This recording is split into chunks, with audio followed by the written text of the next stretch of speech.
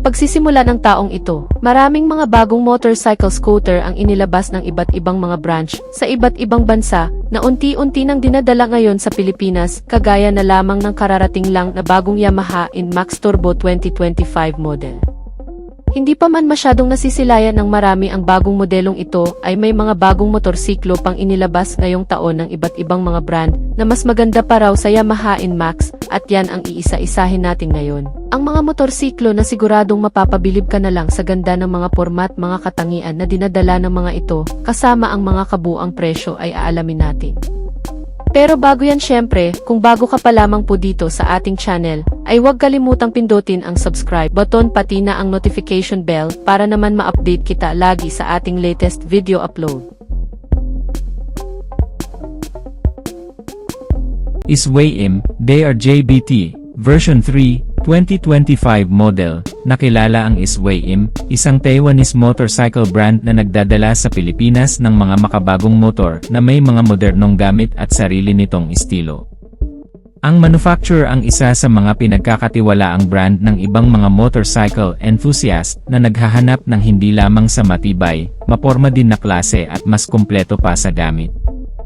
Ang bagong motor na ito ang ikatlong bersyon simula nang ipinakilala ang pangalawang bersyon nito noong year 2022. Napaka-unique ng disenyo nito kung ikukumpara sa marami, maging sa unang bersyon nito. Pero nagdadala pa rin ng modelo ng mas makabago at modernong teknolohiya, gaya ng LED projector type na headlamp na ipinares sa kakaibang disenyo nito na parang out of this world. Meron itong TFT display instrument meter cluster na magbibigay ng malawak na impormasyon, access connectivity sa rider na makakagamit. Ang mas pinagandang motor ay nilagyan pa ng naka-naked handlebar, isang keyless ignition system at dalawang mga safety features gaya ng traction control at anti-lock braking system na naka-dual channel. Naka-all-LED lighting system mula sa harap at likod, at isang single-sided shock absorber sa likuran na may kasama pang coil spring. Malapad ang gulong nitong DRJ, isang signature nito para magbigay ng balance at magandang stability lalo na sa mga pakurbadang kalsada. Ang futuristic na katangian ay ipinares sa futuristic na itsura nito. Kaya sobrang compact talaga nito na pinapagana pa ng isang 160cc engine na may 4-stroke, 4 bulbs, liquid-cooled, at fuel-injected type na fuel supply. Kasama ang automatic type transmission na gumagawa ng 14.5 horsepower sa kada 8,000 RPM at 15.4 Nm of torque naman sa kada 6,500 RPM. May fuel tank capacity ito na 7.4 liters para bigyan ka ng mahabang biyahe sa fuel consumption na 45 km per liter. Ang kabuang bilis nito ay umaabot ng hanggang sa 120 km per hour. At bibigyan ka ng mas balance, komportableng biyahe sa pamamagitan ng magagandang suspensions, brakes, at tires na ikinabit sa modelong ito. Bukod pa riyan ay nilagyan din ito ng mga convenient features, gaya ng isang USB port charging system, mga console packet, at isang malawak na underseat compartment storage para sa mga gamit. Itong bagong Isway-im, DRJBT version 3 ay may kabuwang seating height na 803mm, wheelbase size na 1,380mm, at tumitimbang ng 135 kg. Originally made sa bansang Taiwan, ang motor at inilabas na sa iba't ibang bansa sa Asia. Inaasahang makarating din sa Pilipinas itong bagong DRJBT version 3 na nagre-range sa estimated price mula sa 125,000 hanggang sa 160,000 pesos. Italjet Speeder 125, ang mala-sporty concept na disenyo na sinamahan ng dual sport na stilo ay binubuo ng isang makapangyarihang motor na bago mo pa lamang din siguro makikilala. Itong bagong Italjet Speeder 125 2025 model ay idinisenyo para magbigay ng kapana-panabik na biyahe sa on and off-road na may kasamang flexibility at very sporty. Ang motor ay naglalaman ng mga katangian mula sa pamana ng Italian brand na may kasamang matapang na itsura at napaka-futuristic pa. Binubuo ang mga body cladding, fairings at mga frame nito mula sa mga big bike chassis para magbigay ng katatagan sa mahahabang biyahe. lalo na sa malulubak na kondisyon. Ang front telescopic fork suspension na sinamahan ng monoshock absorber, malapad na gulong, at matitibay na chassis ay bibigyan ka nito ng magandang handling at stability.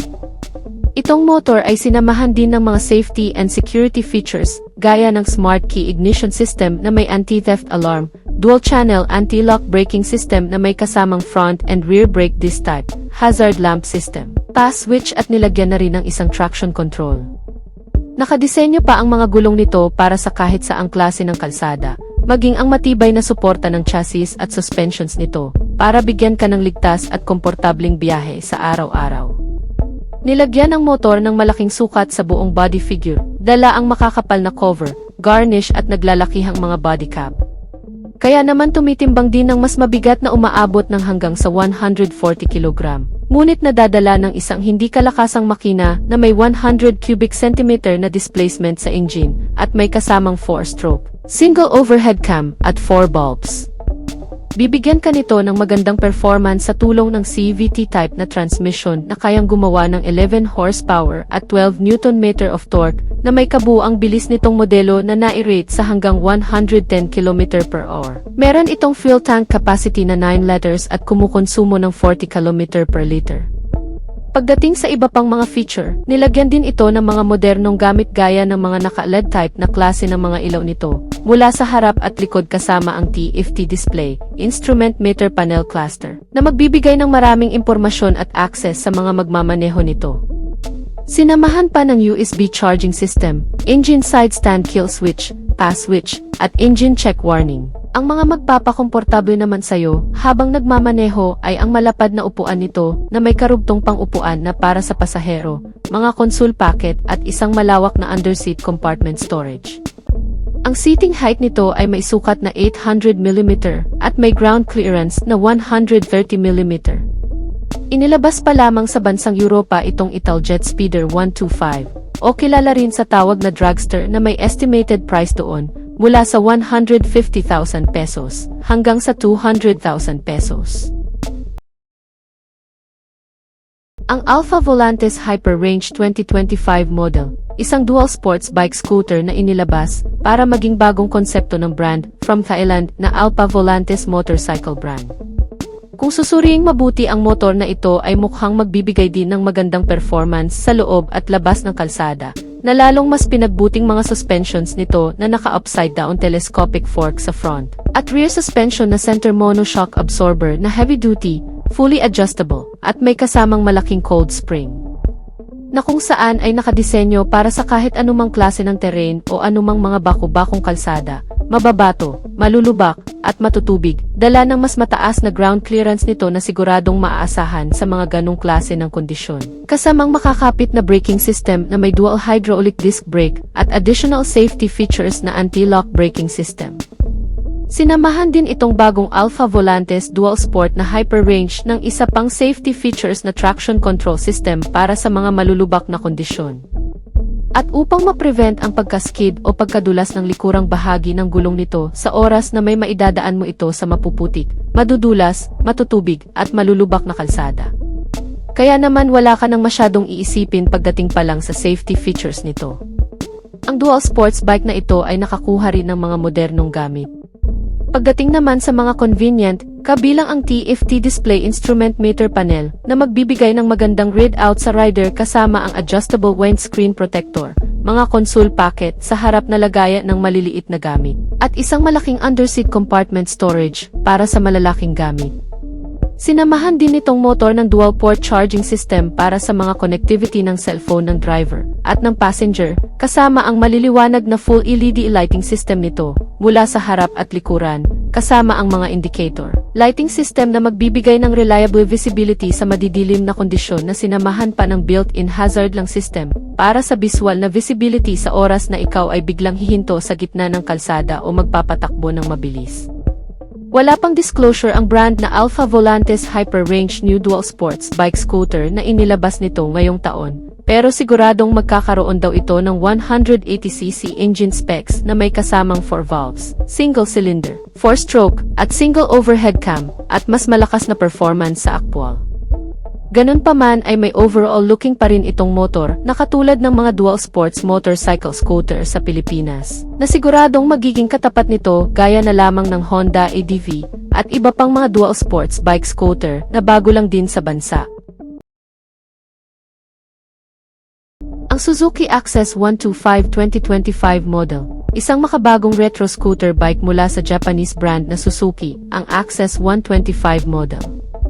Ginawa ang motor bilang entry ng brand sa retro classic scooter segment na may mga modernong amenities. Ang modelong ito gaya ng maraming kapareho nito ay nilagyan din ng mga makalumang disenyo at bilang ang rectangular shape ng LED headlamp nito na may kasamang tapalodo na chrome garnish. Kasamang makalumang disenyo rin ng mga turn signal lamp indicator, dalawang circular shape ng mga side mirror, at kulay beige na train color ng motor. Nagbibigay diin sa makalumang disenyo nito, ngunit pagdating sa ibang bahagi ng modelo, gaya ng instrument meter panel gauge, ay mas advanced naman sa iba pang mga modelo, dahil ito ay naka-TFT display na klase. Meron din itong ilang maliliit na storage space sa harapan gaya ng mga console pocket, dalawa na para sa maliliit na gamit. Bukod pa dyan, ang nagpapaganda pa sa estilo nitong modelo ay ang mga vintage na disenyo ng mga alloy wheel mags nito. May kabuang sukat na mga gulong na 12-inch, pero mga naka-tubeless na. Ang makina nitong Suzuki Access 125cc ay pinapagana ng 124.5 cubic centimeter na displacement capacity na may kasamang 4-stroke, single overhead cam, 2 valves, at nilagyan pa ng Suzuki Eco Performance Technology na nagbibigay ng extra power output at mas pinatinding fuel economy. Ang maximum output ay ipinapadala sa pamamagitan ng CVT-type transmission na kayang gumawa ng 10 horsepower at 10 Nm ng torque at may average na bilis na umaabot ng 110 km/h. Ang fuel consumption nitong Suzuki Access ay nag-range sa 60.5 km/L. Meron itong ordinary telescopic fork suspension sa front at single shock absorber naman sa likuran.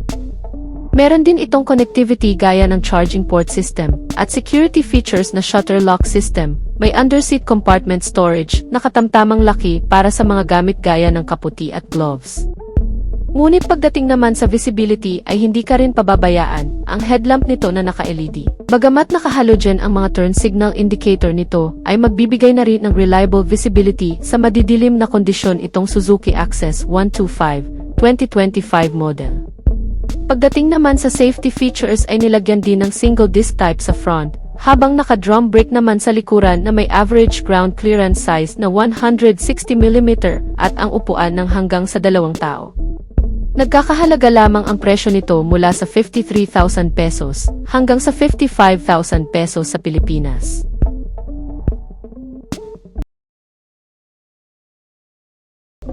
Hero Motocorp Zoom 125, isang bagong commuter mula sa Indian manufacturer. Ang modelong ito ay magbibigay daw ng mas maaasahang biyahe at mas compact na kagamitan sa mura lang nitong presyo. May sariling design, ngunit may pagkakatulad sa ilang mga nakasanayan na, gaya ng pagiging convenient comfort at mas madaling paganahin. Pinapagana itong motor ng 125 cubic centimeter na displacement capacity na may kasamang single-cylinder, 4-stroke, at air-cooled type na cooling system. Ang fuel supply system nito ay fuel-injected na nakakonect sa isang CVT-type transmission na kayang magpalabas ng 9.92 horsepower sa kada 7,500 RPM at 10 Nm of torque naman sa kada 6,000 RPM. Ang front external design ng modelong ito ay inspired sa Falcon na may animoy matapang na itsura dala ng pinahusay na disenyo ng LED headlamp na may kasamang daytime running light. Kaya naman ang aerodynamic at physical appearance nitong motor ay mas naging unique sa ilang mga kasabayan. Bukod pa dyan ay ipinagmamalaki rin ng brand ang pagiging maaasahan nitong motor. Hindi lamang sa performance kundi sa pagiging dekalidad, sinamahan ng matitibay na klase ng suspension sa front na naka-telescopic fork, habang single-sided shock absorber na may core spring naman sa rear suspensions nito. Ang dalawang gulong nito sa harap at likod ay parehong naka 14-inch size at may alloy wheels na naka-tubeless tires. Ang bawat ilaw nito mula sa harap at likod kasama ng mga turn signal lamp indicator ay mga naka-LED type na klase na may sequential turn signal light indicator. Bukod pa dyan nilagyan din itong motor ng isang bulsa sa harapan at underseat compartment storage na lagayan ng gamit at isang front footboard na pwedeng pagkargahan ng malalaki pang gamit. Itong Hero Motocorp Zoom 125 ay sinamahan din ng mga modernong features, kabilang na ang instrument meter panel na naka-digital display, isang charging port system para sa mga gadget, illuminate start button, booth lamp, at turn-by-turn navigation. Kung tutuusin ay wala ka nang masyadong hahanapin dahil sa mababa nitong engine ay siguradong magbibigay din ng mas magandang fuel economy sa kahit saan mo man gamitin. Sa pagkakaroon ng fuel tank capacity na 4.5 liters ay siguradong kahit malalayo ang biyahe ay aabuti ng average fuel consumption rate na 60.6 km per liter. Bukod pa dyan, ang pangseguridad at pangkaligtasan din sa motor na ito ay hindi pinabayaan sa pagkakaroon ng front disc type na braking system at rear drum brake na magbibigay din ng mas maganda at compact na braking system kahit pa sa mga biglaan. Nilagyan din ito ng engine check warning, additional shutter lock for security, at headlight na naka-LED projector type. Inilabas pa lamang itong motorsiklo sa bansang India sa dalawang klaseng variant na pagpipilian, sa presyo na nagkakahalaga ng 86,900 rupees hanggang sa 87,900 rupees na kung direkta natin i-convert sa Philippine peso, ito ay aabot ng 58,900 hanggang sa 60,000 pesos lamang sa Pilipinas. Ang Honda PCX 125 2025 model, halos kasabay nitong inilunsad ang big brother nito na 160 Honda PCX na bagong update ngayong taon sa bansang Indonesia. Itong Honda PCX 125cc, in-update sa European market na kung saan ay may mas mababang capacity lamang ng makina na 125cc engine na gaya ng mas nakatatandang modelo nito. Ito ay nilagyan din ngayon ng makabagong disenyo sa front face design na mas naging makanto ng kaunti at bagong hugis ng daytime running light at mas pinanipis naman kumpara sa dati. Ito ay may dala ring mga modernong amenity katulad na lamang ng road sync na inilagay din sa 125cc na modelong ito. Ang bagong features nito ay makikita lamang sa range topper na premium variant ng modelo, ngunit ordinaryo pa rin naman ang makikita sa ilang mga low-end variant nito. Ang RoadSync new features ng PCX ay isang bagong connectivity team na kung saan pwede kang makipag-communicate sa pamamagitan ng full alert na lumalabas sa instrument cluster habang nakakonect ang cellphone gadget na mas nagpadali sa pang-araw-araw na gamit sa rider ang makabagong features na inilagay sa modelong ito at dahil dito ay pwede mo na ring mamonitor ang ilang mga maintenance recommendation ng motor gaya ng tire pressure monitoring, periodic maintenance, GPS tracking at GPS map. Bukod pa riyan ay intact pa rin sa modelong ito ang ilang mga nakasanayan ng features nito, gaya ng capacity ng makina nito na 125cc displacement na may kasamang single cylinder, 4-stroke at 4 bulbs na nakakonekta sa isang CVT-type transmission na kayang magpalabas ng 12 horsepower at 12 Nm ng torque na gumagawa ng average speed na umaabot ng hanggang sa 110 km/h. Meron din itong full tank capacity na 8 liters at kumukonsumo ng 45 to 49 km per liter. Ang nabago rin sa modelong ito ay ang USB charging system na dating Type A, ngayon ay Type C na. Binago rin ang dating naked handlebar na fully covered na ngayon at mas pinalaki rin ang underseat storage para sa mga ikakarga. Itong PCX 125 2025 model ay nilagyan pa rin ng mga safety features gaya ng anti-lock braking system at HSTC o Honda Selectable Torque Control ng Honda na parang traction control. Nilagyan din ito ng idling stop system, side stand engine kill switch, hazard lamp system, at smart keyless entry na may kasamang answer back system at anti-theft alarm device. Ang PCX ay nananatili pa rin sa body configuration nito na touring maxi scooter na kayang sakyan ng 2 tao na komportable sa pamamagitan ng malapad na pilyong seats nito. Ang Honda PCX ay nilagyan din ng matitibay na klase ng suspensions, gaya ng sa dati, isang telescopic front suspensions, at dual shock absorber na may co-spring para mas ma-maintain ang stability. At sinamahan din ng makakapal na klase ng gulong na naka-tubeless tire at alloy wheel na mags. Meron itong front and rear disc type na klase ng braking system na sobrang mapagkakatiwalaan, lalo na sa mga emergency braking procedure. Ang PCX, mula sa dating disenyo ay nananatili pa ring may magandang aerodynamics at nananatiling number 1 sa puso ng Honda motorcycle lover. Itong Honda PCX 125 2025 model ay inilalabas pa lamang din sa European market na kung saan ay nagkakahalaga sa estimated price na 200,000 pesos. So yan na muna ang ating latest news and update mga ka-Wizard Moto. At kung bago ka pa lang sa ating YouTube channel, ay huwag kalimutang mag-subscribe. Sa ating mga solid subscriber ay maraming salamat sa inyong walang sawang pagsuporta. Antabayanan lang ang ating susunod na video upload. Ride safe and God bless as always.